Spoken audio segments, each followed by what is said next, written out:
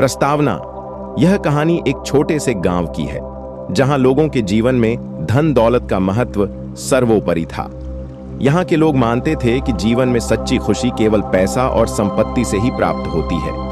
परंतु इस गांव में एक व्यक्ति ऐसा भी था जो इस धारणा को चुनौती देने वाला साबित हुआ। यह कहानी उसी व्यक्ति की है और यह बताने का प्रयास करती है कि जीवन का असली धन क्या है। कहानी की शुरुआत गांव के केंद्र में एक बड़ा सा बाजार लगता था। बाजार में दिन रात भीड़ लगी रहती थी। गांव के लोग अपने अपने कामों में व्यस्त रहते थे और अपनी संपत्ति बढ़ाने के लिए हर संभव प्रयास करते थे। गांव का सबसे अमीर व्यक्ति रघुवीर था। वह हर समय अपने धन और संपत्ति पर गर्व करता था। रघुवीर के पास बड़ा सा घर, खेत और बहुत सारी जमीन जायदाद थी। वह अपने गांव के लोगों को अक्सर अपनी संपत्ति दिखाकर गर्व करता और कहता, धन ही जीवन का सबसे बड़ा सत्य है। जो धनवान है वही सबसे सुखी है। दूसरी ओर उसी गांव में एक साधारण किसान मोहन भी रहता था। मोहन के पास ज्यादा संपत्ति नहीं थी। वह अपनी पत्नी सीमा और 2 बच्चों के साथ एक छोटे से झोपड़े में रहता था।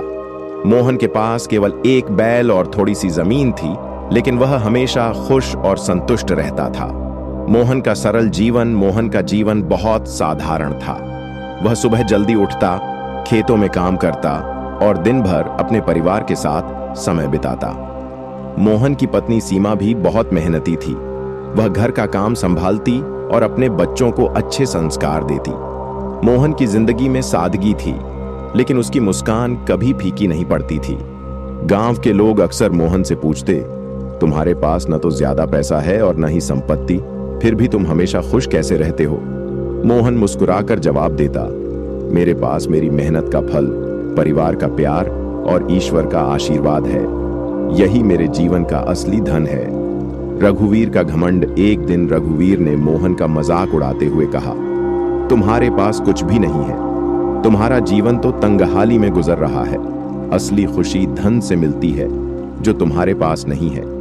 मोहन ने शांत स्वर में जवाब दिया, धन जरूरी है, लेकिन यह जीवन का सबसे महत्वपूर्ण पहलू नहीं है। असली धन वह है जिसे हम अपने दिल में महसूस करते हैं। रघुवीर ने मोहन की बातों को नजरअंदाज कर दिया। उसने सोचा कि मोहन केवल अपने अभाव को छुपाने के लिए ऐसी बातें करता है। परीक्षा का समय कुछ दिनों बाद गांव में एक भयंकर तूफान आया। तेज बारिश और हवा ने पूरे गांव को अस्त व्यस्त कर दिया। रघुवीर का बड़ा सा घर भी इस तूफान में क्षतिग्रस्त हो गया। उसके खेत और फसलें नष्ट हो गईं। उसका धन और संपत्ति उसे इस संकट से बचाने में असमर्थ साबित हुए।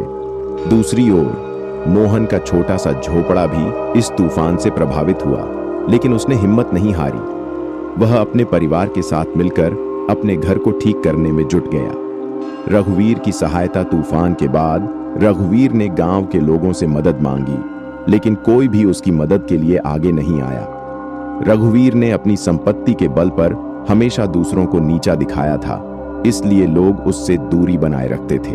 तब रघुवीर ने मोहन के पास जाकर मदद मांगी। मोहन ने बिना किसी झिझक के उसकी मदद की। उसने कहा, संकट के समय एक दूसरे की मदद करना हमारा धर्म है। धन और संपत्ति स्थायी नहीं होते, लेकिन इंसानियत हमेशा जीवित रहती है। सच्चे धन का एहसास। मोहन की मदद से रघुवीर ने अपने जीवन में पहली बार सच्चे धन का महत्व समझा। उसने महसूस किया कि धन और संपत्ति केवल भौतिक सुख दे सकते हैं, लेकिन सच्ची खुशी दूसरों की मदद करने और प्यार बांटने से मिलती है। रघुवीर ने अपने व्यवहार में बदलाव किया।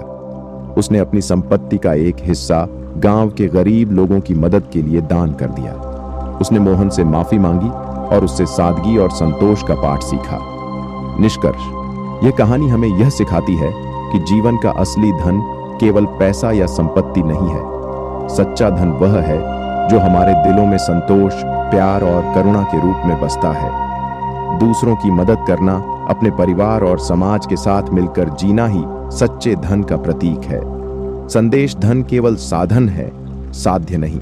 जीवन में सच्ची खुशी पाने के लिए हमें अपने मूल्यों, रिश्तों और परोपकार को प्राथमिकता देनी चाहिए। यही सच्चा धन है।